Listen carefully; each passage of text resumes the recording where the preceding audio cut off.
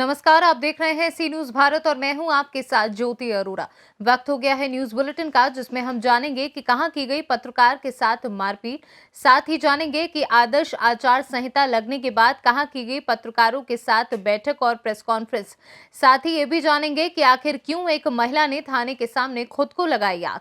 इन सभी खबरों पर होगी विस्तार से चर्चा, तो आइए शुरू करते हैं जिलेवार खबरों का सिलसिला। समाज में सच एवं व्याप्त बुराइयों को सामने लाने में लोकतंत्र का चौथा स्तंभ कहे जाने वाले पत्रकार की महत्वपूर्ण भूमिका होती है। बात की जाए शासन एवं प्रशासन की, तो पत्रकारों की सुरक्षा को लेकर अब तक नहीं है कोई भी पुख्ता इंतजाम।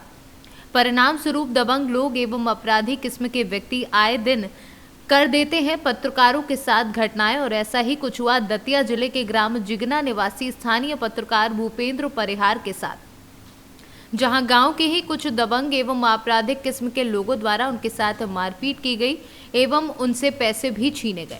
हालांकि मामला पुलिस के संज्ञान में है, जिस पर जिगना थाना प्रभारी भास्कर शर्मा के द्वारा मामले की पड़ताल भी की जा रही है। लेकिन लोकतंत्र के चौथे स्तंभ पर इस प्रकार की घटनाएं दुखद एवं निंदनीय है। नाम भूपेंद्र परिहार है। मैं जिगना का निवासी हूँ। बड़ौनी से पत्रकारिता लाइन में काम कर रहा हूँ। काफ़ी समय से पेपर बांटने का काम करता हूँ, हॉकर हूँ और पब्लिक ऐप में रिपोर्टिंग का काम करता हूँ। जो खबरें मैं हर रोज़ अपने टारगेट के अनुसार भेजता हूँ। आज मैं अपने टारगेट के अनुसार खबरें लगाने में असमर्थ रहा, क्योंकि मेरे साथ गांव के ही मुन्ना राजा और केपी राजा ने मारपीट कर दी। मैं गांव में पैसे निकालने के लिए 2-3 लोगों के यहाँ जा रहा था, तभी अचानक से इन लोगों ने मेरे साथ मारपीट कर दी गाँव के बीच में, और मैं 40,000 से अधिक रुपये लिए हुए था, वो भी मेरे पैसे निकाल लिए गए। अब मुझे यह पता नहीं चला। दतिया से सीनू संवाददाता नितिन दांत्रे की रिपोर्ट। लावालौंग थाना पुलिस ने अफीम तस्करों के विरुद्ध बड़ी कार्यवाही की है और 1 किलो 150 ग्राम गीला अफीम के साथ 2 तस्करों को गिरफ्तार किया है। गिरफ्तार तस्करों में रामधन गंजू और उपेंद्र गंजू शामिल हैं और दोनों थाना क्षेत्र के गरे टोला नैनपुर गांव के रहने वाले हैं। सिमरिया एसडीओपी अशोक कुमार प्रियदर्शी ने प्रेस वार्ता कर इस पूरी घटना की जानकारी दी है। पुलिस अधीक्षक महोदय चतरा को एक गुप्त सूचना प्राप्त हुई थी कि कुछ लोग लावालौंग से पाकी पलामू जाने वाले रास्ते पर अफीम की खरीद फरोख्त हेतु आने जाने वाले हैं। इस सूचना पर प्रखंड विकास पदाधिकारी लावालौंग और हमारे थाना प्रभारी लावालौंग के नेतृत्व में एक छापामारी दल का गठन किया गया था। इस छापामारी दल के द्वारा जब कटेली महुआ के पास सघन वाहन चेकिंग लगाई गई थी और वाहन चेकिंग के दौरान में 2 व्यक्ति को गिरफ्तार किया गया, जिनके पास से 1 किलो 150 ग्राम सूखा अफीम और साथ ही साथ इनके पास से 2 मोबाइल और 2 मोटरसाइकिल भी जब्त की गई है और दोनों को न्यायिक अभिरक्षा में भेजा जा रहा है। सही लोग कहाँ का रहने वाले हैं? दोनों, एक का नाम रामधन गंजू है, दूसरा उपेंद्र गंजू है। दोनों साकिन गरहे थाना लावालौंग के रहने वाले हैं। झारखंड से सीनू संवाददाता लकी की रिपोर्ट।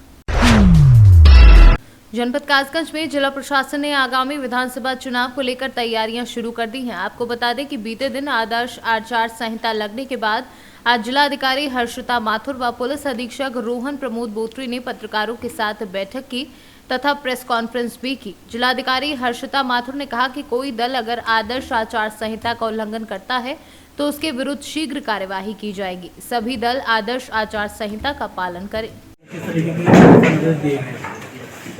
जैसा कि आप लोग सभी अवगत हैं, डेट ऑफ अनाउंसमेंट के जस्ट बाद से आदर्श आचार संहिता लागू हो जाती है। इसके संबंध में जनपद में सभी जगह नियमानुसार कार्यवाहियां भी शुरू कर दी गई हैं।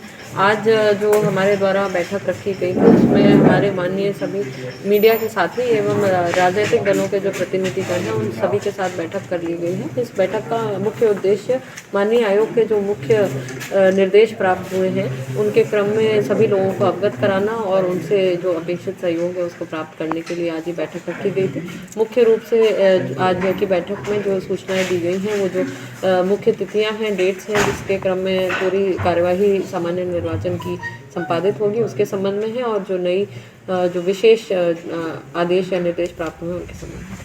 कासगंज से सीनू संवाददाता मानपाल यादव की रिपोर्ट। थाना राया में एक महिला आग लगाकर पहुंची पुलिस थाने। वहीं पुलिस ने बमुश्किल आग को बुझाकर उपचार के लिए जिला अस्पताल भेजा। वहीं डॉक्टरों ने हालत गंभीर होने पर आगरा रेफर कर दिया है। जानकारी के मुताबिक ज्ञानी देवी पत्नी सतीश निवासी गांव गैरा ने 4 वर्ष पूर्व गांव के ही हरिश्चंद्र पर छेड़छाड़ का मुकदमा पंजीकृत कराया था, जो न्यायालय में लंबित चल रहा है। महिला के पति का आरोप है कि दूसरा पक्ष राजीनामा के लिए दबाव बना रहा था, लेकिन उन्होंने राजीनामा करने से मना कर दिया। इस पर दूसरे पक्ष ने उसके खिलाफ थाने में झूठी शिकायत कर दी तो पुलिस जांच के लिए उसके घर पहुंची। आज वह अपनी पत्नी के साथ थाना दिवस में प्रार्थना पत्र देने आया था। वह अपनी पत्नी को थाने के बाहर छोड़कर फोटो स्टेट कराने गया था और इतने में ही महिला ज्ञानी देवी ने आग लगा ली और थाने के अंदर पहुंच गई। महिला चिल्ला रही थी कि उसे न्याय नहीं मिल रहा है। मथुरा से सीनू संवाददाता सूरज सिंह की रिपोर्ट।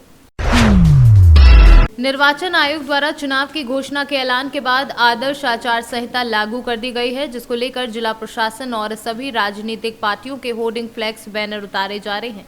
और साथ ही साथ आज जिलाधिकारी रविंद्र कुमार मादर ने प्रेस वार्ता कर आदर्श आचार संहिता के बारे में बताया। 1123 मतदान केंद्र इस बार हमारे इसमें प्रक्रिया में रहेंगे।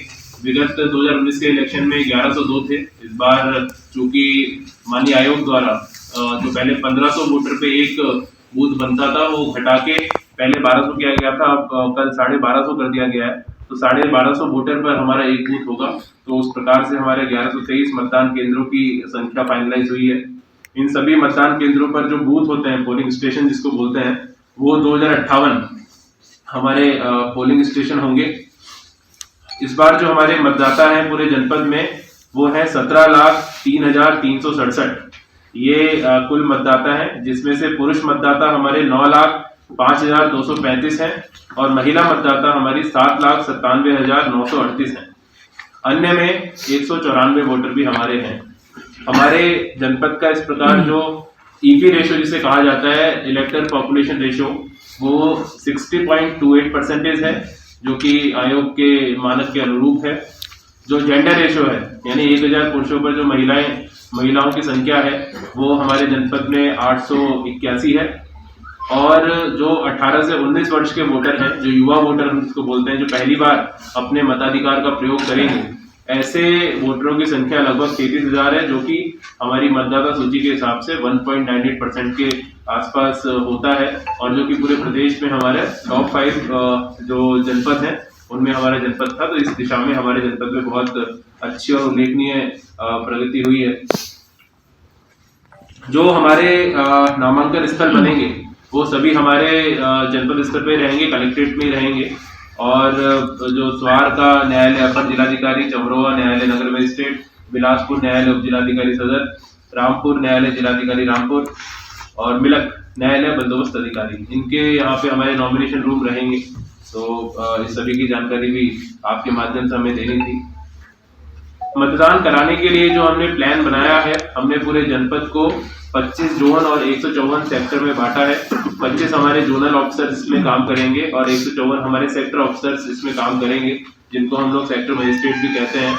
उनकी सेक्टर मजिस्ट्रेट की विजिट अभी हम लोग कराएंगे, जो बूथ पर अश्योर्ड मिनिमम फैसिलिटीज, ताकि जितने मतदाता हमारे बूथ पर जाएं। इस बार आप सभी को पता है कि कोविड को लेकर भी माननीय आयोग की गाइडलाइंस, बहुत व्यापक गाइडलाइंस आई हैं और कोविड की चुनौती जो सामने हमारे, उसको पार पाने के लिए और उसको ध्यान में रखते हुए मतदाताओं और जो हमारे पोलिंग पर्सनल जो मतदान कराने के लिए जाएंगे। रामपुर से सीनू संवाददाता साजिद खान की रिपोर्ट। आने वाले विधानसभा चुनाव 2022 को शांतिपूर्ण कराए जाने के लिए शासन के निर्देश पर पुलिस प्रशासन पूरी तरह से चौकन्ना बना हुआ है, जहां जनपद पुलिस द्वारा अपराध एवं अपराधियों के विरुद्ध चलाए जा रहे अभियान के क्रम में अवैध असलाहा फैक्ट्री का पुलिस ने भांडाफोड़ कर दिया है। जो है जगवान यादव इसका नाम है और पूर्व में भी इसकी आपराधिक इतिहास रहा है। ये हत्या का भी अभियुक्त रहा है और प्लस इसके साथ इसने जो है अवैध शस्त्र के साथ ही पकड़ा गया था। सूचना मिल रही थी कि ये सुमेरपुर से लेकर के और जो हमारा सिसोलर मार्ग गया है, उसके उसी रास्ते से एक खरैया गांव की तरफ रास्ता गया है, वहाँ पर अवैध रूप से ये शस्त्र फैक्ट्री चला रहा था। सूचना पर जो है इसको सुमेरपुर पुलिस ने दबिश दे करके इसको गिरफ्तार किया है। इससे 5 जो है तमंचा 315 बोर के, 4 तमंचे जो है 12 बोर के और 1 तमंचा जो है 32 बोर का बरामद किया गया है। साथ ही अदबने बहुत सारे तमंचे और उपकरण जो है बरामद किए गए हैं। इसकी गिरफ्तारी कर ली गई है और आवश्यक कार्रवाई करते हुए अभियोग पंजीकृत करते हुए इसको जेल भेजा जा रहा है। तमंत्रों का चुनाव उपयोग करने वाले विकास देखिए, निश्चित रूप से, क्योंकि आप सभी को पता है कि निकट भविष्य में चुनाव होने वाले हैं और ऐसी चुनावी जो है स्थिति में इन सब चीज़ों का प्रयोग बढ़ने की आशंका रहती है। इसी पे जो है मुखबिर से हम लोगों को सूचना मिली थी और तभी लेकर के हम लोगों ने इसको गिरफ्तार कर लिया और इसका दुरुपयोग होने से पहले ही हम लोगों ने इसे रोक दिया। हमीरपुर से सीनू संवाददाता राम सिंह राजपूत की रिपोर्ट। झांसी जिले के रानीपुर ग्रामीण क्षेत्र व नगर के मोहल्ला में गरीब और बेसहारा लोगों को पुलिस प्रशासन, एडवोकेट, पत्रकार साथियों ने मिलकर नगर के गरीब बुजुर्ग लोगों को रजाई कंबल देकर कड़ाके की सर्दी से बचने के लिए सहयोग किया, जिसमें कई चैनलों के पत्रकार मौजूद रहे। सर, जो आज जो गरीबियों को कंबल बांटे गए सर, रजाई बांटी गई है सर।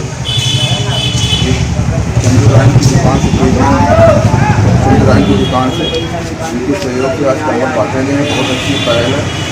हम एक और चीज़ कहना चाहते हैं, किसी को भी कंबल, मास्क या किसी अतिरिक्त चीज़ की ज़रूरत हो कोरोना के संबंध में, सर्दी के संबंध में, तो चौकी में आके हमसे कह सकता है, हम उसको कंबल, मास्क उपलब्ध करा देंगे। कोरोना का समय है, आप लोगों के सहयोग से सर्दियों में कंबल बनना ही एक अच्छी बात है। झांसी से सीनू संवाददाता चंदू राइन की रिपोर्ट। उत्तर प्रदेश के चुनाव की घोषणा होते ही अब पुलिस प्रशासन सड़कों पर उतर आया है और पुलिस प्रशासन ने नगरपालिका की टीम को साथ लेकर नगर में लगे सभी पार्टियों के बैनर, पोस्टर उतारने शुरू कर दिए हैं। इस अभियान की कमान खुद उप जिलाधिकारी दीपक कुमार ने संभाली। उनके साथ में कोतवाली प्रभारी प्रभाकर कैंतूरा भी मौजूद रहे। साथ ही नगरपालिका की टीम ने पूरे नगर में पार्टियों के बैनर, पोस्टर उतारने शुरू कर दिए हैं। उप जिलाधिकारी दीपक कुमार ने बताया कि प्रदेश के अंदर आचार संहिता लागू हो गई है, जिस वजह से 24 घंटे के अंदर अंदर सभी पार्टियों के बैनर व पोस्टर उतरवा दिए जाएंगे। देखिए, चुनाव आचार संहिता लागू हो गई है और ये 48 घंटे के अंदर सारे हटाए जाने हैं, ठीक है। तो इसी के लिए बैनर, पोस्टर जितने भी हैं सब हटाए जा रहे हैं और ये अभी जितने भी बैनर, पोस्टर सब जगह लगाए गए, सारे हमारी टीम तैयार हो गई है और सभी टीम हटाए जा रहे हैं। ये पूरे रात तक चलाएगा कार्यक्रम, देर रात तक चलेगा कार्यक्रम, 24 घंटे में सब उतार देंगे। सहारनपुर से सीनू संवाददाता मोनू कश्यप की रिपोर्ट। सहारनपुर में ग्रामीणों ने नगर के 4 चिकित्सकों पर अपनी पत्नी का गलत तरीके से ऑपरेशन करने का आरोप लगाते हुए कार्यवाही की मांग की है। पीड़ित ने प्रदेश के मुख्य सचिव को शिकायती पत्र भेजते हुए पूरे मामले की जांच कराकर दोषी चिकित्सकों के खिलाफ सख्त कार्यवाही की गुहार लगाई है। क्या मामला हुआ जी? मैं मुकरबे ऑपरेशन करा उन्होंने, और क्या कहता, पहले तो मुझे उन्होंने वही नहीं करी है, क्या कहता, सुन, एक इंजेक्शन लगा कर उन्होंने, फिर मेरा पेट खटने लगा, मैंने चील वो करी, मगर जी मुझे वो नहीं होया है, मुझे खोल दो, मैं ऑपरेशन करवाती नहीं। किस चीज़ का ऑपरेशन हुआ था आपका? जी पथरी का होया था। कौन से डॉक्टर के हैं? नौसाद। ऑपरेशन डॉक्टर नौसाद ने किया? जिन्हों कह रहे थे मुझे अपना घर सामने डॉक्टर। अच्छा, ऑपरेशन से पहले आपको बेहोश नहीं किया गया था? जी ना, बेहोश नहीं करी। फिर जब मैंने हमारी किल की तो उन्होंने इंजेक्शन लेने भेजा, फिर बाहर, फिर मैं बाहर से इंजेक्शन लाई, जब उन्होंने वो लगाया, जब उन्होंने वो करी। अली भी तो था? हाँ, अली डॉक्टर जी इसी में तो बस। हॉस्पिटल किसका था वो? ना तो जहाँ पे आपका एडमिट किया, जहाँ पे ऑपरेशन हुआ? ना तो नहीं मुझे। Ali doctor Ali doctor. मेरा नाम असलम है जी। अच्छा, क्या मामला हुआ? मैंने यहाँ से, मेरी बीवी का पथरी थी पित्त की थैली में, मैंने इन्हें ऑपरेशन के लिए मुकरबे अड्डे पर ले गया। मैं वहाँ से डॉक्टर अली मिले मुझे, ये आरोग्य हॉस्पिटल था ये। उन्होंने कहा कि भाई हम इसका ऑपरेशन कर देंगे और अच्छे डॉक्टर, काबिल डॉक्टर से ऑपरेशन करवाएंगे हम इसका। तो जिसके बाद ऑपरेशन कर दिया ना। ऑपरेशन में 4-5 दिन की तड़फने के बाद मुझे पता चला भाई इसकी कंडीशन ख़राब रही, मैंने इनका अल्ट्रासाउंड करवा लिया। ऑपरेशन ठीक ही नहीं किया इन्होंने। फिर मुझे बाद में पता चला, जब मैंने अल्ट्रासाउंड करवाया तब पता चला मुझे। ऑपरेशन के बाद इसका दर्द ही नहीं बंद हुआ जी। अच्छा, आपने अल्ट्रासाउंड कराया? जी, जब दर्द नहीं रुका, मैं उसमें थोड़ा सा मैं कहा भाई अल्ट्रासाउंड करवा लो इसका, तब मुझे पता चला कि ऑपरेशन ख़राब कर दिया इन्होंने। उसके बाद ही मुझे मतलब मरीज के साथ खिलवाड़ करते रहे हैं, झूठा आश्वासन देते रहे, भाई ऑपरेशन में कमी नहीं रही, कुछ भी नहीं रहा कि बस। उसके बाद मैं ARMC भी करवाई वहाँ मेरठ, तब मुझे पता चला कि ऑपरेशन में फॉल्ट कर दिया इन्होंने। अच्छा, तब मैं कभी इसको मेरठ ले गया, कभी एम्स में भर्ती रही, एम्स में मतलब मुझे मैंने कर दी, सब जगह मैंने करने के बाद फिर मैंने ऑपरेशन इसका वहाँ मैक्स में कराया। 10 लाख रुपए कम से कम खर्चा आ गया मेरे इसके ऊपर, और इन्होंने कोई मेरा सहयोग नहीं किया मुझे ऊपर से। जी, मैं इसमें ये चाहता हूँ जो मेरे साथ हुआ वो किसी के साथ दूसरे की ना हो, इसमें बिल्कुल निष्पक्ष जांच हो, इनकी डिग्रियों की जांच हो, ये इस काबिल है भी या नहीं जो ऑपरेशन कर रहे, जिस तरह मेरे साथ करा इन्होंने किसी और के साथ ना ऐसा हो। कौन से डॉक्टर शामिल थे? ये डॉक्टर जो थे इसमें अली डॉक्टर थे, और डॉक्टर नौशाद थे, और डॉक्टर आनंद थे, और जी एक राहिब थे मुजफ्फरनगर के। 4 डॉक्टर थे और स्टाफ भी था इसके साथ, 3-4 और स्टाफ भी थे जो ऑपरेशन करने वाले थे। सहारनपुर से सीनू संवाददाता मोनू कश्यप की रिपोर्ट। सुल्तानपुर में लगभग 5 दिन बाद मिली युवती की पानी में उतराती लाश। दमौर थाना क्षेत्र के कमेलिया गांव में निकट शारदा सहाय खंडेर नहर में गिरा था बाइक सवार महिला हुई थी लापता। स्थानीय पुलिस की असफलता पर पहुंची थी एनडीआरएफ की टीम। वहीं मृतक महिला की पहचान कंचन पत्नी दीनानाथ निवासी बंधुआ कला के रूप में हुई है। क्षेत्राधिकारी राघवेंद्र चतुर्वेदी बोले कि अधिक कोहरे की वजह से नहर में गई थी बाइक। सुल्तानपुर से सीनू संवाददाता जगन्नाथ मिश्रा की रिपोर्ट। नारकी में ठाकुर कोल्ड स्टोर में एक मीटिंग रखी गई। बीजेपी नेता द्वारा बीजेपी नेताओं ने टूंडला विधायक का विरोध किया। महावीर सिंह पूर्व ब्लॉक प्रमुख नारकी ने कहा कि हमें लोकल प्रत्याशी चाहिए, बाहर का प्रत्याशी नहीं चाहिए। टूंडला विधायक किसी को पहचानता ना हो, 2-4 लोग के इशारे पर काम करता है। सपू प्रधान ने कहा कि अगर प्रेमपाल विधायक को टूंडला से टिकट मिली तो हम सब लोग दूसरी पार्टी का सपोर्ट करेंगे। फिरोजाबाद से सीनू संवाददाता मोहम्मद जाहिर के साथ फरमान बबलू की रिपोर्ट।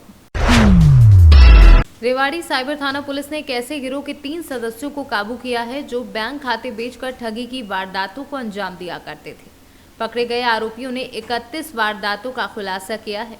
पुलिस का कहना है कि जो मुख्य आरोपी बैंक खाते की डिटेल्स खरीदता है उसकी पहचान भी हो गई है और जल्द ही उसे काबू कर लिया जाएगा। जिला पुलिस को एक शिकायत प्राप्त हुई थी। एक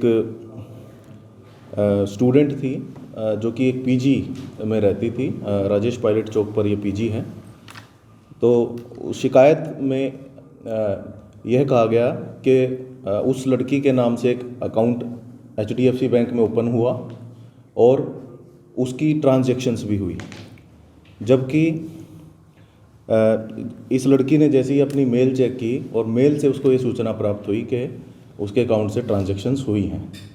तो उसने कहा, उसने एक शिकायत दी थी कि इस प्रकार का कोई भी अकाउंट उसके द्वारा अभी तक नहीं खुलवाया गया है और इस पर कानूनी कार्रवाई की जाए।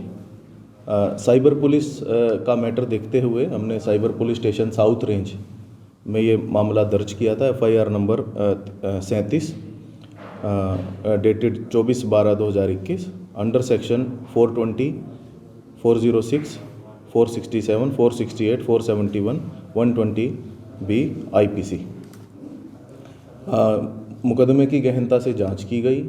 जो HDFC बैंक है उससे रिकॉर्ड प्राप्त किया गया। रिकॉर्ड प्राप्त करने पर पाया कि जो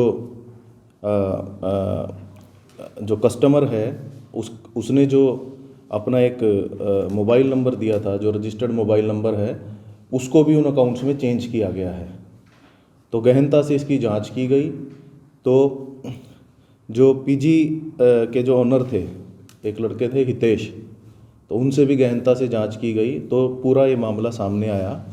इस में 2 व्यक्तियों को हमने पहले गिरफ्तार किया और फिर जो कॉन्टिन्यूस हमें लीड्स मिलती गई, फिर हमने तीसरे आरोपी को भी इसमें गिरफ्तार किया गया।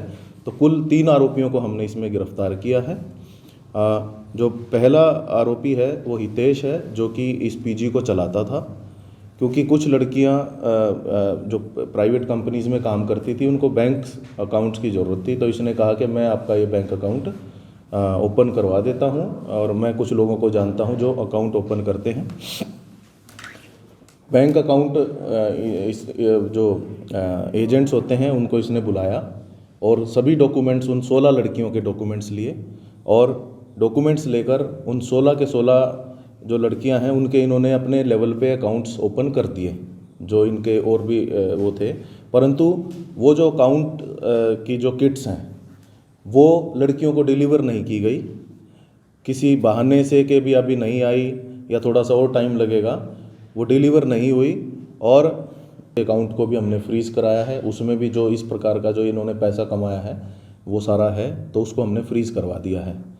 तो हमारी कोशिश यही है कि किसी भी व्यक्ति के साथ कोई भी किसी प्रकार का साइबर फ्रॉड ना हो। एक बहुत बड़ा ये नेक्सस था, ये 3-4 महीने से इस चीज़ को ऑपरेट कर रहे थे। शरीफ आदमियों के नाम से ये अकाउंट खुलवाते थे, उनकी किट्स को ये आगे साइबर जो फ्रॉडस्टर्स हैं उनको बेच देते थे। तो अभी तक जो पूछताछ हुई है उसमें जो ये पूरी जो साइबर फ्रॉडस्टर्स जो ये ऑपरेट कर रहे हैं आजकल, जो भरतपुर, अलवर और जो पुनाना, जो ये पूरा रीजन है, तो वहाँ पे ये सप्लाई करते थे। तो ये इनाम का सर क्या बैकग्राउंड है इसका, कहाँ का है ये? जो इनाम है ये गुड़गांव में रहता है, बिलासपुर के पास। और अभी तक की जो पूछताछ है उसमें ना केवल इन 16 जो ये स्टूडेंट्स थी इनके साथ, बल्कि और 15 केसेस और आए हैं हमारे संज्ञान में, जिनके साथ भी इसने सिमिलरली उनकी अकाउंट्स जो किट्स हैं वो अकाउंट्स खोले और फिर उसके साथ इन्होंने वो फर्दर इसने आगे डिलीवर किए। तो सर ये कैश ट्रांजैक्शन होती थी या फिर अकाउंट ट्रांसफर होती थी? और ये क्या ट्रांसफर जो करने वाला इनाम ही था या कोई और है ये? इनका केवल काम ये था कि अकाउंट्स खुलवाएं और अकाउंट्स खुलवा के वो साइबर जो मेन इनके जो किंग पिन हैं उन तक ये पहुंचाए। फिर वो जो भी साइबर फ्रॉड्स होते हैं वो इन अकाउंट्स में उन पैसों को मंगवाते हैं और इन अकाउंट से उनको डेबिट कर लेते हैं वेरियस माध्यम से, जैसे ई ट्रांजैक्शन से या गूगल पे से या ATMs के माध्यम से। तो जो हमने अकाउंट स्टेटमेंट इन लड़कियों की देखी तो उसमें हमने पाया कि 5 ट्रांजैक्शन 1 लाख रुपया आया, जिसमें 5 ट्रांजैक्शन के माध्यम से तो 10-10 हज़ार रुपये भरतपुर से निकाले गए और 5 ट्रांजैक्शंस मुंबई की हुई। तो फिर इसकी गहनता से जांच की गई तो ये पूरा पटाक्षेप हुआ है। इनाम किसके लिए काम करता सर? इनाम एक जो किंग पिन है उसके लिए काम करता है। उसकी हम आइडेंटिटी और जो उसकी वेयर अबाउट्स है वो हमें पता है अभी, क्योंकि कल ही हमने इनाम को अरेस्ट किया है। तो शीघ्र ही हम उस व्यक्ति को भी रेड करके गिरफ्तार करेंगे। तो सर क्या इन तरह के नेटवर्क हो सकते हैं? बिल्कुल। जो अभी तक की हमारी जो इन्वेस्टिगेशन है उसमें जो 3 व्यक्ति हमने गिरफ्तार किए हैं, तीनों ही व्यक्ति हरियाणा में ऑपरेट करते थे। एक तो रिवाड़ी के निवासी हैं, एक गुरुग्राम के, एक नूह जिले के हैं, और जो जिनसे इनके लिंक थे वो भरतपुर के निवासी हैं। तो ऑब्वियसली ये यहाँ पर इनका इतना ही काम था कि जो अकाउंट्स हैं वो ये लेकर आए और फेक अकाउंट्स और वो अकाउंट्स किट्स को। हरियाणा से सीनू संवाददाता चैन सिंह की report. SPS computer centre Gopalpur मोड़ रामपुर में स्थित कॉमन सर्विस सेंटर के संचालक श्याम अनुज पांडे के द्वारा प्रतिदिन निःशुल्क ई श्रम कार्ड बनाए जा रहे हैं। मौके पर मुख्य रूप से भारतीय मानवाधिकार एसोसिएशन के ब्लॉक सचिव कल्याण समिति श्याम अनुज पांडे ने श्रमिकों को ई कार्ड देते हुए इसके फायदे बताए। नाम बताइए सर। हमारा नाम है श्याम अनुज पांडे। पूरा पता बताइए सर। हम SPS कंप्यूटर सेंटर गोपालपुर मोड़ रामपुर। आप संचालक हैं? जी सर। ये बताइए आपके यहाँ इस समय क्या चल रहा है ऑनलाइन में? इस समय हमारे यहाँ फ्री में ई श्रम कार्ड बनाया जा रहा है। कितने लोगों का अभी तक श्रम कार्ड बना होगा लगभग? अभी तक सर लगभग काफ़ी लोगों का कार्ड बन चुका है। पहले तो लगभग 200 से 250 कार्ड डेली बन जाते थे जी। अभी वर्तमान में 50 से 100 के आसपास बन रहे हैं। कोई शुल्क नहीं लिया जा रहा? नो सर, एकदम निःशुल्क बनाया जा रहा है। ठीक है। जौनपुर से सीनू संवाददाता ब्रजेश सिंह कौशिक की रिपोर्ट। नीलांबर पीताम्बरपुर थाना प्रभारी गौतम कुमार राय के आदेश अनुसार एएसआई राजीव कुमार के नेतृत्व में गांधी चौक के पास दर्जनों वाहनों और लगने वाले साप्ताहिक बाजार में मास चेकिंग अभियान चलाया गया। वहीं सब्जी विक्रेताओं से सोशल डिस्टेंसिंग कर सब्जी बेचने की अपील की। मौके पर नियुक्त किए मजिस्ट्रेट संत कुमार तिवारी, कमलेश पासवान के अलावा पुलिस के जवान मास चेकिंग अभियान में शामिल रहे। झारखंड से सीनू संवाददाता अवध किशोर राय की रिपोर्ट। रविवार को जिलाधिकारी संजीव रंजन ने कलेक्ट्रेट सभागार में चुनाव आयोग द्वारा विधानसभा चुनाव की घोषणा के बाद प्रेस वार्ता की। जिलाधिकारी ने बताया कि आयोग की गाइडलाइन का सख्ती से पालन किया जाएगा। 15 जनवरी तक सभी तरह की रैली, रोड शो व जनसभा पर रोक है, केवल वर्चुअल रैली कर सकते हैं। 15 जनवरी के बाद आयोग की गाइडलाइन के अनुसार पालन किया जाएगा। प्रत्याशी 5 लोगों के साथ डोर टू डोर प्रचार कर सकेंगे। 5 से अधिक व्यक्ति एक साथ नहीं होंगे। जैसा कि आप लोग सभी को मालूम है कि कल चुनाव आयोग के द्वारा आचार संहिता लागू कर दी गई और चुनाव की उद्घोषणा भी कर दी गई। संभल जनपद में चारों विधानसभा पर चुनाव जो है द्वितीय चरण में होंगे, जो कि जो पोलिंग डेट है वो 14 फरवरी होगा। और इस संबंध में कुछ खास दिशा निर्देश जारी किए गए हैं। ये दिशा निर्देश ये हैं कि कोई फिजिकल रैली पॉलिटिकल पार्टी के द्वारा 15 जनवरी तक अलाउ नहीं किया जाएगा। कोई मीटिंग है नहीं अलाउ किया गया है 15 जनवरी तक। कोई रोड शो, पदयात्रा इत्यादि ये सब जो 15 जनवरी तक मना है। और उसके बाद आयोग इस चीज़ को डिसाइड करेगा कोविड को देखते हुए कि नया जो गाइडलाइंस है वो क्या होगा। कितने मतदान केंद्र बनाए गए, कितने बूथ बनाए गए? यहाँ कुल जो है 903 मतदान केंद्र है और 1810 बूथ है। 4 विधानसभा और 1 विधानसभा जो बिलारी है उसका आंशिक 66 बूथ है। अच्छा, जैसा कि जो रसद विभाग द्वारा खाद्यान्न बांटा जा रहा है उस पर जो फोटो छपे हुए बांटे जा रहे हैं, क्या वो बढ़ते रहेंगे, रोक लगेगी? नहीं, जिन पर फोटो है वो फोटो सब हटाए जाएंगे। वो ऐसे फोटो कोई भी नहीं बांटे जाएंगे जिस पे थैले जिस पर फोटो है वो ऐसा नहीं बटेगा। और बाकी राशन जो है वो बढ़ते रहेंगे। कोरोना गाइडलाइन को लेकर के क्या विशेष निर्देशन दिए? कोरोना गाइडलाइंस को लेकर विशेष यह है कि जितने भी मतदान कर्मी हैं वो डबली वैक्सीनेटेड रहेंगे और ज़्यादा से ज़्यादा संख्या में जो है वो वैक्सीनेशन करा दिया जाएगा। इसके अलावा रैलियों इत्यादि में जो स्टेट डिजास्टर मैनेजमेंट अथॉरिटी की जो गाइडलाइंस है उस गाइडलाइंस का पालन होगा। और जो रैली का आयोजन करेंगे उन रैलियों में वो जो नियम है उस नियम के हिसाब से फेस मास्क और सैनिटाइजर इत्यादि की व्यवस्था कराएंगे।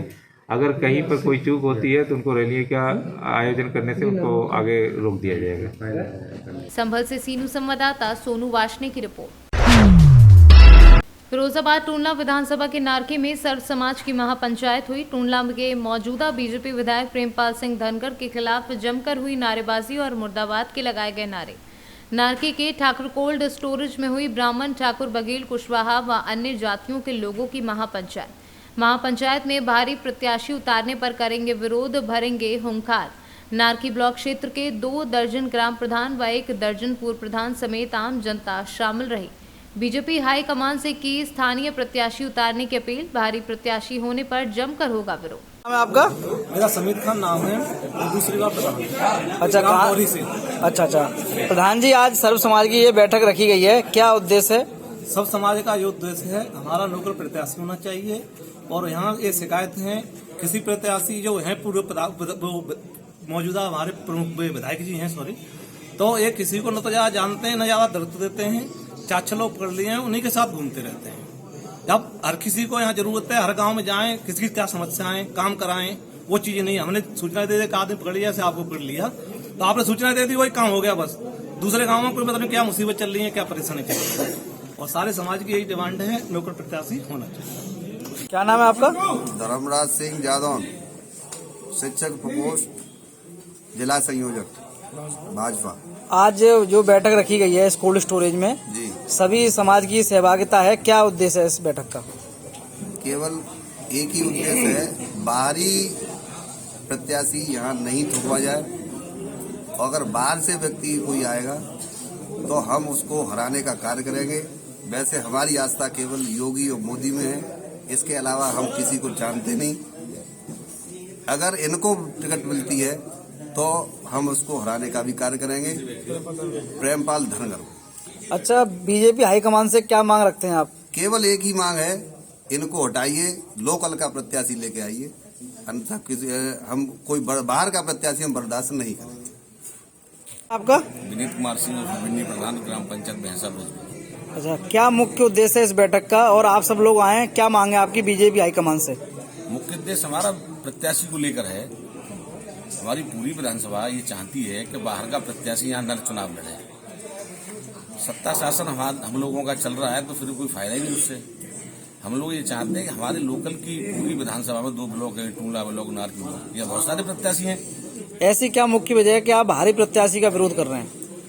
बाहर के प्रत्याशी इसलिए विरोध करेंगे, उसे रास्तों की पता नहीं, गांव की पता नहीं, गांव के लोगों को नहीं पहचानते।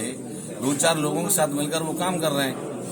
बहाना उनके पास आ जाता है कि 6 महीने कोरोना में निकाल दिए, 6 महीने तो कहाँ रहे, फिर भी कहाँ रहे। किसी गांव में कोई कमी हो जाती है, किसी परिवार के साथ उनका उठना बैठना बहुत कम है, पहचानते नहीं लोगों को। ये है, इसलिए उसका विरोध है। ये लोकल का प्रत्याशी होगा तो ज्यादा ठीक रहेगा। लोग हर गांव रास्ते को समझे, गांव के लोगों को समझे, हर जाति के भरत को साथ लेके चले। इनका तो यही है, बस 2-4 लोग पकड़ लिए और बस इनके साथ रहने वाले लोग कौन है ये पूरी विधानसभा जानती है। दलाल किस्म के लोग लगे हुए साथ में, उनके ही कहने से काम करते हैं, इसलिए विरोध है। पूरा विधानसभा टूला ब्लॉक नारकी ब्लॉक विरोध कर रहा है इस बात का, इसलिए यहाँ बैठक रखी गई है। फिरोजाबाद से सीनू संवाददाता सन्नेश कुमार गुप्ता की रिपोर्ट। झांसी में ऑल इंडिया पयामे इंसानियत फोरम झांसी यूनिट के तत्वाधान में निशुल्क स्वास्थ्य शिविर का आयोजन भट्टगांव स्थित यूके गार्डन में मुफ्ती इमरान नदवी की अध्यक्षता में आयोजित किया गया। Doctor Shami, doctor Deepak Singh, doctor Hashim, doctor Tausif व अन्य लोगों ने 200 मरीजों का परीक्षण किया और उनको जरूरी दवाएं दी। इस शिविर में कोरोना प्रोटोकॉल का पूरा ध्यान रखा गया। जो मरीज मास्क पहनकर नहीं आए उन्हें सबसे पहले मास्क दिया गया। अपने अध्यक्षीय भाषण में मुफ्ती इमरान नदवी ने बताया कि फोरम वर्ष 1974 से पूरे हिंदुस्तान और झांसी में यूनिट वर्ष 2017 से सेवा और भाईचारे का नारा बुलंद करता चला आ रहा है।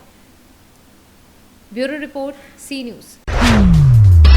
सुगौली में मास जांच अभियान को लेकर पुलिस ने सघन अभियान चलाया। कोरोना संक्रमण के पुनः बढ़ते प्रभाव को लेकर पुलिस निरीक्षक अभय कुमार और थानाध्यक्ष विवेक कुमार जायसवाल के नेतृत्व में पुलिस ने नगर के मुख्य बाजार में सघन मास जांच अभियान चलाया, जहां मास्क नहीं पहनने वालों से जुर्माना भी वसूला गया।